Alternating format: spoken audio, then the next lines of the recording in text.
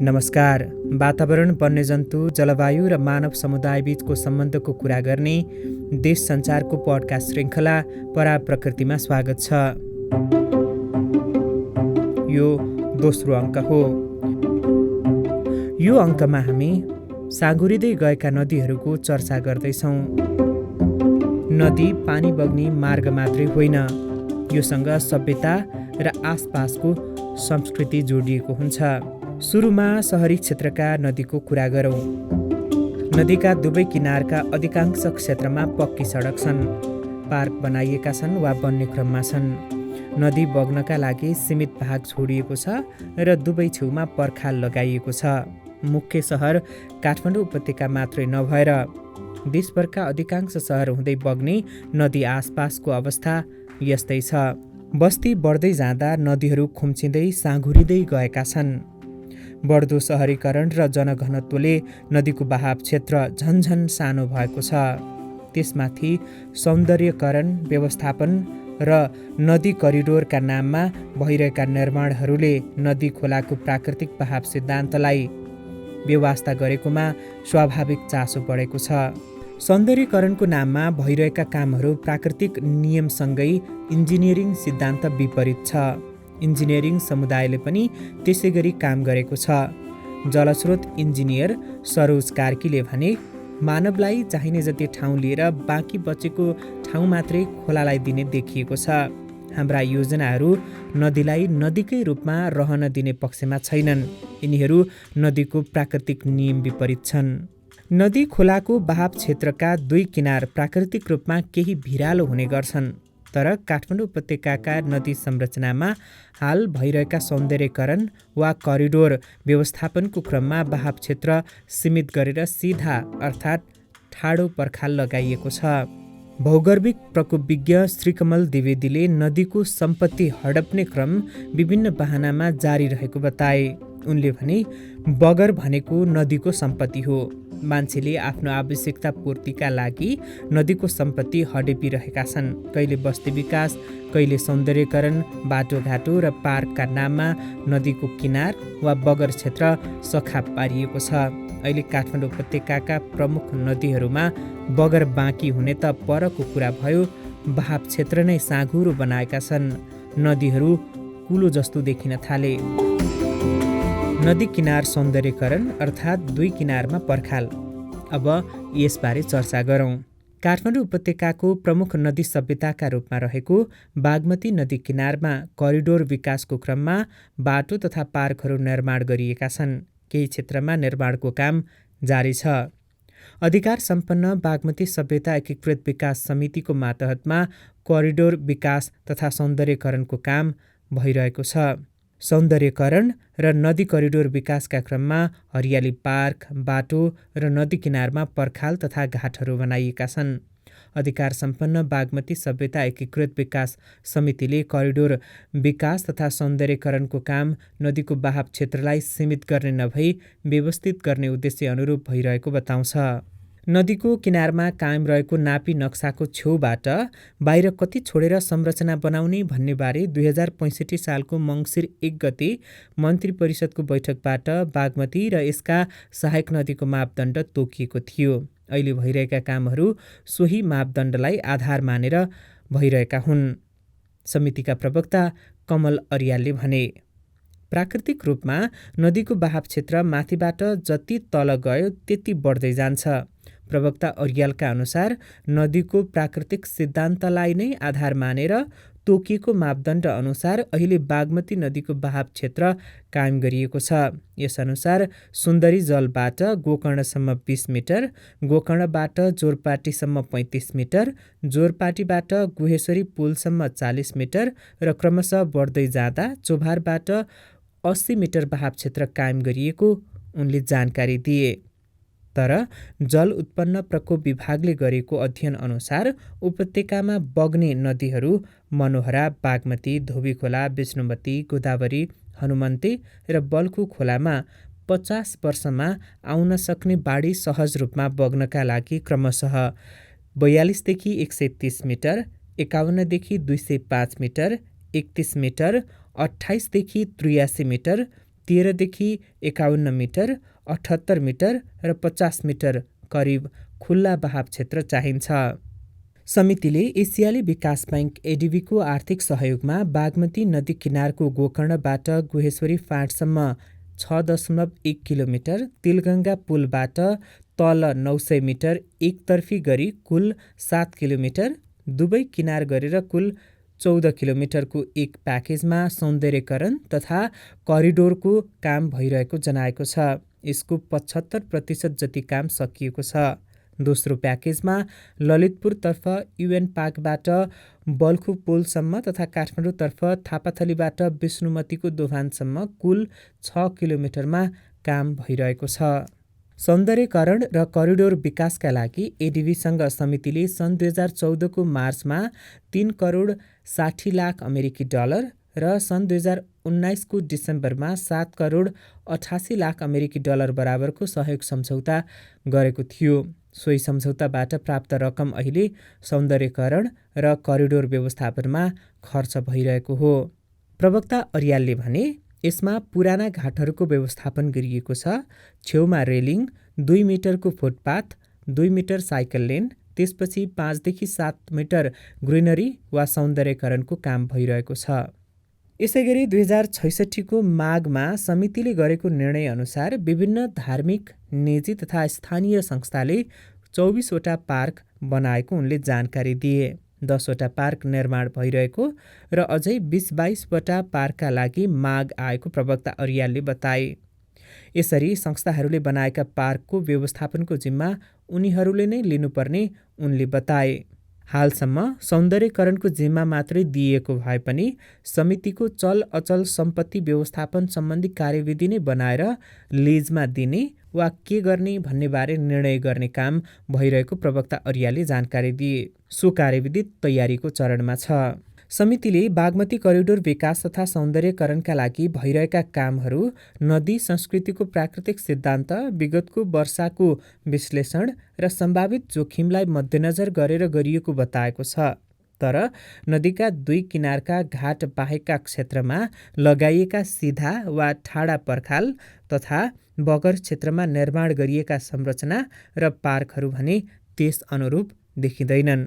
गएको भदौ तेस्रो हप्ता परेको आइघुप्टे वर्षा र त्यसले बागमती तथा यसका जलाधारमा पर्ने नदीहरूमा आएको बाढी र त्यसले गरेको डुबान र क्षतिले सौन्दर्यकरण करिडोर विकासमा हिलो, लेदो र भग्नावशेष छोडेर गएको छ। सहरका नदी करिडोर र अत्याधिक वर्षाबारे कुरा गरौँ। विष्णुमती, धोबी खोला, बागमती र मनोहरा खोलाको शेर तथा हनुमन्ती नदीका शेर क्षेत्रमा हुने वर्षाको प्रभाव तल्लो तटीय क्षेत्र अर्थात् काठमाडौँ उपत्यकामा पर्छ। गएको भदौ तेस्रो हप्ता 21 गते रातिदेखि 22 गते बिहानसम्म बागमती नदी र यसका सहायक नदीका शेर क्षेत्र सहितमा भारी वर्षा भयो। भक्तपुर नगरकोटमा 122.4 मिलिमिटर, काठमाडौँको सुन्दरीजलमा 86.2 मिलिमिटर, काठमाडौँको बुढा नीलकण्ठमा 78.6 मिलिमिटर, बबरमहलमा 79.6 तथा नुवाकोटको ककनीमा 65 मिलिमिटर वर्षा मापन भएको थियो। यस्तै काठमाडौँ उपत्यकाबाट उत्तर सिन्धुपाल्चोकको सरमथाङमा 95.6 मिलिमिटर तथा धापमा 104.4 मिलिमिटर वर्षा भएको थियो। त्यसबेला काठमाडौँ विमानस्थलमा 121.5 मिलिमिटर पानी परेको थियो। मौसम विज्ञान विभागका अनुसार काठमाडौँको विमानस्थल र भक्तपुरको नगरकोटमा वर्षा मापन केन्द्र स्थापना भएदेखि क्रमशः तेस्रो र 5औं भारी दैनिक वर्षा मापन भएको थियो। विमानस्थलमा सन् 1968मा वर्षा मापन केन्द्र स्थापना भएको थियो। सो केन्द्रमा मापन भए अनुसार सन् 2002को जुलाई 23मा सबभन्दा धेरै 177.2 मिलिमिटर पानी परेको थियो। यस्तै 1987को अक्टोबर 20मा 124.4, सन् 2021को सेप्टेम्बर 6मा 121.5, सन् 2015को नोभेम्बर 5मा 115.5, 2019को जुलाई 13मा 103.5 तथा 1972को जुलाई 28मा 102.8 मिलिमिटर पानी परेको थियो। यसरी हेर्दा काठमाडौँमा 19 वर्षपछि सबैभन्दा ठुलो वर्षा भएको हो। भक्तपुरको नगरकोटमा सन् 1971मा मापन केन्द्र स्थापना भएको थियो। त्यहाँ सन् 1986को जुलाई 31मा सबैभन्दा धेरै 179.4 मिलिमिटर तथा 2002को जुलाई 23मा 161.5, 2012को सेप्टेम्बर 12मा 125, 1997को जुलाई 1मा 124.9 तथा यो वर्षको सेप्टेम्बर 6मा 122.4 मिलिमिटर पानी परेको तथ्याङ्क जल तथा मौसम विज्ञान विभागसँग छ। तर विगतका अत्याधिक वर्षाहरू र यो वर्षको वर्षामा भिन्नता छ अवधिको। यो वर्ष छोटो अवधि करिब 3.5 घण्टामा अत्यधिक वर्षा भएको हो, अर्थात् आरीघोप्टी वर्षा भयो। लामो अवधिमा हुने वर्षा र केही क्षणमै हुने भारी वर्षाले गर्ने क्षतिको आकार भिन्न हुन्छ। आरीघोप्टी अर्थात् छोटो अवधिमा हुने अत्यधिक वर्षा यो वर्षको जस्तो वर्षाका कारण भलबाढी आउने र क्षतिको सम्भावना अधिक हुने गर्छ। हालै सार्वजनिक भएको जलवायु परिवर्तन सम्बन्धी अन्तर सरकारी संस्था आइपिसिसीको प्रतिवेदनमा उपलब्ध वैज्ञानिक प्रमाणहरूका आधारमा पछिल्लो समय देखिएका अत्याधिक वर्षा तथा अत्याधिक गर्मीका घटनाहरूमा मानवीय कारणले भएको जलवायु परिवर्तन कारक रहेको देखिएको उल्लेख छ। आइपिसिसीको प्रतिवेदनमा जलवायुजन्य अतिशय घटनाहरू आउँदा वर्षहरूमा अझ धेरै र बारम्बार हुन सक्ने चेतावनी वैज्ञानिकहरूले दिएका छन्। यसको अर्थ नेपालमा पछिल्ला वर्षहरूमा देखिएका छोटो अवधिमा हुने अत्यधिक वर्षा तथा त्यसले निम्त्याउने लेदो गिगरानसहितको बाढी तथा हुने क्षतिका घटनालाई पनि जलवायुजन्य विपदको दृष्टिबाट हेरिनुपर्ने तर्क विज्ञहरूको छ। काठमाडौँ उपत्यकाको मुख्य नदी बागमती तथा यसका सहायक नदी करिडोरमा भइरहेका कामहरू सम्भावित जलवायुजन्य अतिशय घटनाका कारण निम्तन सक्ने जोखिम न्यूनीकरणको दृष्टिले उपयुक्त नभएको प्रमाण गत भदौ तेस्रो हप्ताको घटनाले देखाएको छ। वैज्ञानिक अध्ययन अनुसन्धान तथा प्रमाणहरूले मौसमी तथा जलवायुजन्य गम्भीर घटनाहरू बढ्दै जाने भनेका छन्। काठमाडौँ उपत्यका र आसपासको क्षेत्रमा 121 मिलिमिटर र त्यसको आसपासमा वर्षा हुँदा त हामीले त्यति ठुलो बाढीको अवस्था देख्यौँ भने त्योभन्दा बढी वर्षा हुँदा अवस्था के होला? राष्ट्रिय विपद जोखिम न्यूनीकरण तथा व्यवस्थापन प्राधिकरणका कार्यकारी प्रमुख अनिल पोखरेलले भने। उपत्यकाका नदी करिडोर वा त्यस आसपासका संरचनाहरू सम्भावित जोखिमलाई थेग्न सक्ने खालका नरहेको बताएका पोखरेलले भने यो वर्षकै मनसुनमा नवलपरासीको बतासा, कपिलवस्तुको बाणगङ्गा क्षेत्रमा 350 मिलिमिटरदेखि माथि वर्षा भयो। यस्तो पानी काठमाडौँमा पनि नपर्ला भन्न सकिन्न। यदि त्यो स्तरमा पानी परेको अवस्थामा काठमाडौँ उपत्यकाका नदी आसपासका क्षेत्रहरूको अवस्था भयावह हुनेछ। हाम्रा संरचना र विकासका कामहरू सम्भावित जोखिम थेग्न सक्ने खालका छैनन्। नदी करिडोरको अवस्था त झन् नाजुक छ। तर अधिकार सम्पन्न बागमती सभ्यता एकीकृत विकास समिति भने अत्यधिक वर्षाका घटना बारम्बार नहुने विगतको तथ्याङ्क हेरेर पनि थाहा हुने दाबी गर्छ। उपत्यकामा अत्यधिक वर्षाको अवस्था झन्डै 19 वर्षपछि देखियो। समितिका प्रवक्ता कमल अरियालले भने फेरि यस्तै वर्षा तत्कालै नहोला, भए पनि नदी करिडोरहरू केही समयपछि आफ्नो पुरानो अवस्थामा फर्किन्छन्। अहिले समस्या देखिएको छोटो अवधिमा अत्यधिक वर्षा भएर हो।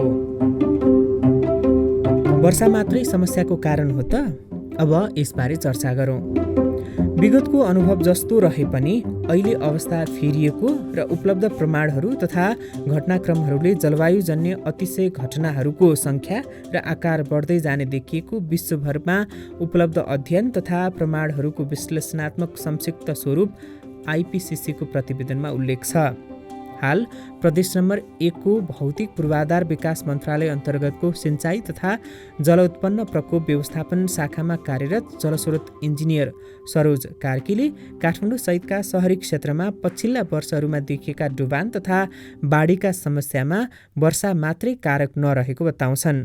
जलस्रोत इन्जिनियरिङमा विद्यावारिधि गरेका कार्कीले भने वर्षा पहिले हुँदा र अहिले हुँदाको प्रकृति फरक छ र क्षतिको आकार बढेको छ। सहरीकरणले खुला क्षेत्र र खेतबारी छैनन्। पानी जमिनमा सोच्न पाउँदैन। वर्षाले नै बाढी आएको होइन। पहिलो कारण चाहिँ मानवीय हो। सहरीकरण र खोलाको बहाव क्षेत्र साँघुरिँदा पारेको असरबारे भएका अध्ययनहरूले विपदको अवस्था अत्याधिक घातक हुने देखिएको छ। खोलाको चौडाइ साँघुरो बनाउनु निकै घातक हुने र डुबान हुने देखिएको छ। हरेक वर्ष डुबानको क्षेत्र र आकार बढेको र यो क्रम जारी रहने उनले बताए। राष्ट्रिय विपद जोखिम न्यूनीकरण तथा व्यवस्थापन प्राधिकरणका कार्यकारी प्रमुख पोखरेल पनि नदी किनारका क्षेत्रमा बस्ती तथा भइरहेका विकासका कामले क्षतिको आकार बढाउन सहयोग गरिरहेको बताउँछन्। नदी मिचिएको छ, पानी बग्ने क्षेत्र साँघुरो भएको छ, परेको पानी सोच्ने खाली जमिन छैन, खेतबारी नहुँदा आलीहरूले पानी रोक्ने, केही पानी खेतबारीमै जम्ने अवस्था छैन, जमिन टालिँदा सिमेन्टेड हुँदा परेको पानी सोझै खोलामा आउनुको विकल्प छैन सहरी क्षेत्रमा, उनले भने। यस्तो अवस्थामा नदी करिडोरको व्यवस्थापन र विकास सम्भावित जोखिम न्यूनीकरणका उपायलाई ध्यानमा राखेर गरिनुपर्ने उनको भनाइ छ। विगतको वर्षाको प्रकृति हेरेर करिडोर विकास तथा सौन्दर्यकरणको काम भइरहेको बताएका अधिकार सम्पन्न बागमती सभ्यता एकीकृत विकास समितिका प्रवक्ता अर्यालले गएको भदौ तेस्रो हप्ताको बाढीले गरेको क्षतिको स्थलगत अध्ययन गर्दा माथिल्लो क्षेत्रमा अनियन्त्रित रूपमा भएका डोजरे विकासको असर पनि देखिएको बताए। उनले भने माथिल्लो क्षेत्रमा डोजरले जथाभावी काटेर बाटो तथा अरू निर्माणका काम गरिँदा माटो कमजोर भएको छ। छोटो समयमा अत्यधिक वर्षा हुँदा आउने भलबाढीसँगै माटो पनि खोलामा आएको देखियो। यसले खोलाको पिँध पुरिँदै जाने र पानीको सतह माथि आउने हुँदा समस्या बढी भएको छ। अहिले भइरहेको निर्माण नदीको प्राकृतिक बहाव सिद्धान्त अनुरूप नै रहेको दावी गरेका उनले जलवायुजन्य विपदको भावी गम्भीर अवस्था मैत्री भने नरहेको स्वीकार गरे। उनले भने छोटो अवधिमा धेरै पानी परेकाले हाम्रो अनुमान र विगतको तथ्याङ्कभन्दा फरक भयो र असर पनि फरक देखियो। नदीको पिँध क्षेत्रमा बाढीले बगाएर ल्याएको माटो, लेदो तथा गेग्रान जम्मा हुने गरेको छ। यसको कारण आरीघोप्टे वर्षासँगै नदीको सेर वा माथिल्लो क्षेत्रमा जथाभावी डोजरसहितका उपकरण चलाएर विकासका काम गरिनु हो। यो सँगै नदीको बहाव क्षेत्र सानो बनाउने र बहाव क्षेत्रलाई प्राकृतिक स्वरूपमा जस्तो फैलिने अवसर नदिनु रहेको भौगर्भिक प्रकोप विज्ञ द्विवेदी बताउँछन्। उनले भने विपदमा मानवीय कारण प्रमुख छन्। काठमाडौँको हकमा नदी करिडोरमा भइरहेका कामहरू विपदलाई बढावा दिने खालका छन्। नदी क्षेत्र ओगटे भनेर सुकुम्बासी बस्ती हटाउने, तर फेरि सौन्दर्यकरण वा करिडोर विकासका नाममा नदीको बहाव क्षेत्र नै ओगट्ने र पर्खाल लगाएर सीमित गर्न खोजिएको छ। बाढीमा नदी बस्ती वा संरचनाहरूमा पसेको होइन।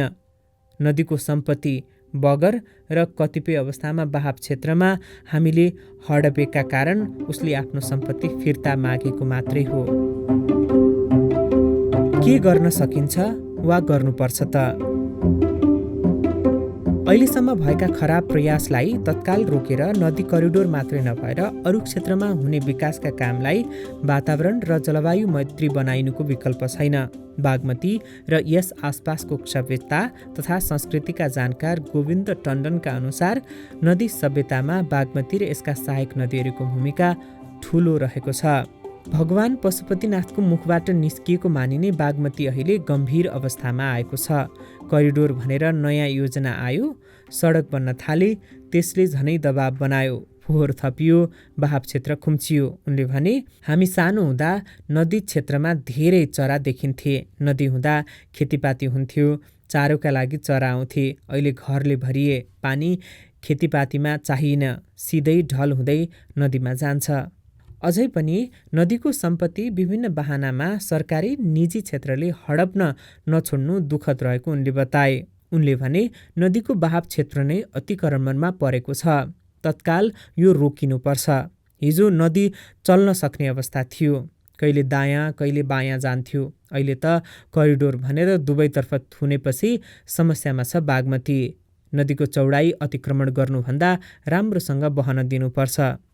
जलस्रोत इन्जिनियर सरोज कार्कीका अनुसार नदी करिडोर विकास गर्दा भविष्यको उच्चतम अवस्थालाई हेरेर बहाव क्षेत्र छोडिनुपर्छ। यस्तै बाँकी रहेका खुला क्षेत्रमा संरचना बनाउँदा सकेसम्म तल्लो तलामा खाली छोड्ने, शहरी क्षेत्रको ढल संरचनालाई परिमार्जन गर्ने सहितका उपाय अपनाउन सकिने उनले सुझाए। अधिकार सम्पन्न बागमती सभ्यता एकीकृत विकास समितिका प्रवक्ता अर्यालले पुरिएको नदीको पिँध सफा गरेमा जोखिम कम गर्न सकिने दावी गरे। यस्तै समस्या समाधानका लागि नागमती खोलाको चिसापानीबाट 3 किलोमिटर तल धाप ड्याम बनाएको उनले बताए। त्यहाँ वर्षातको पानी सङ्कलन गरिने र त्यो पानी हिउँदमा 40 लिटर प्रति सेकेन्डका दरले नदीमा छाड्ने तयारी छ। यस्तै अर्को नागमती बाँध बनाउने र 400 लिटर प्रति सेकेन्डको दरमा पानी बागमतीमा छोड्ने योजनासहित EIA तयार भएको समितिले जनाएको छ। जलस्रोत इन्जिनियर कार्की, भौगर्भिक प्रकोप विज्ञ द्विवेदी तथा NDRRMA का प्रमुख पोखरेलले ड्याम बनाएर वर्षातको पानी सङ्कलन गर्ने र त्यसलाई हिउँदमा छोड्ने विकल्प राम्रो रहेको बताए। तर प्रमुख उपाय भनेको नदीको बहाव क्षेत्र साँघुरो नबनाउने, अर्थात् नदीको सम्पत्ति उसलाई नै दिनु रहेको उनीहरूको भनाइ छ। परा प्रकृतिको यो अङ्क यति नै। यो अङ्क तयार पार्न प्राविधिक रूपमा संयोजन गर्ने प्रभात खनालसहित टङ्क ढकाल बिदा हुन्छु। अर्को अङ्कमा प्रकृतिको अर्को विषयमा कुराकानी गर्नेछौँ। नमस्कार।